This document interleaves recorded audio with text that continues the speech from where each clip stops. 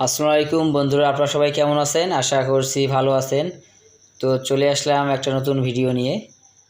তো বন্ধুরা দেখেন, আজকে আমি চলে আসছি বুড়িমারি স্থলবন্দরে, যেটির অবস্থান বাংলাদেশের রংপুর বিভাগের লালমনিরহাট জেলার পাটগ্রাম উপজেলায়।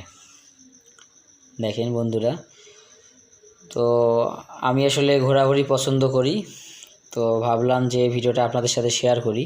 দেখেন, এই যে এইটাই হচ্ছে গেট, এই গেট দিয়ে আসলে যাত্রী পারাপার হয়। দেখেন, এখানে একটা সাইনবোর্ড লেখা আছে বাংলাদেশ এবং অপর দিকে লেখা আছে ইন্ডিয়া। আর এইটা হচ্ছে গেট, এই গেটের আসলে পিছন দিকেই আসলে ইন্ডিয়ান অংশ শুরু। দেখেন, এখানে লেখা আছে ওয়েলকাম টু ইন্ডিয়া।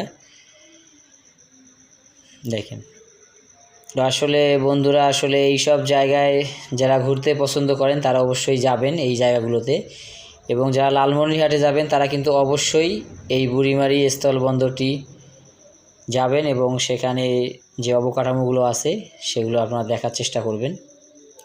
দেখেন, এগুলো আসলে সীমান্তবর্তী এলাকা, এবং আপনারা যখন এই এলাকাগুলোতে যাবেন তখন অবশ্যই আমাদের যে সিকিউরিটি গার্ড, আমাদের যে বর্ডার গার্ডের ভাইয়েরা আছে তাদের পরামর্শ নেবেন, এবং তারা যেই দিক নির্দেশনাগুলো দিবে সেগুলো আপনারা মেনে চলবেন। দেখেন, লেখা আছে বুড়িমারি স্থলবন্দর। আসলে এই স্থলবন্দর দিয়ে শুধু যাত্রী পারাপার হয় না, এখান থেকে আসলে ভুটান এবং ভারতের যে পাথর আছে সেই পাথরগুলো এখান দিয়ে আসে। পাথর, চুনা পাথর, এই জাতীয় দ্রব্যগুলো এখানে বেশি আসলে আসে স্থলবন্দর দিয়ে।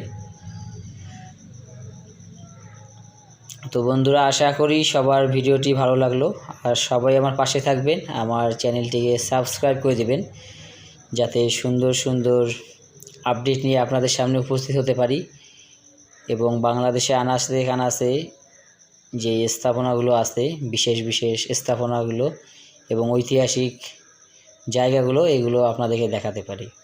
এবং আমার ভিডিওগুলো অবশ্যই আপনারা ভালোভাবে দেখবেন এবং কেটে কেটে দেখবেন না, তাহলে আসলে ভিডিওর বিষয়বস্তুগুলো ভালোভাবে বুঝতে পারবেন না। দেখেন, এটা একটা বাংলাদেশি ফ্ল্যাগ স্ট্যান্ড, যেটার অবস্থান বুড়িমারি স্থলবন্দরে।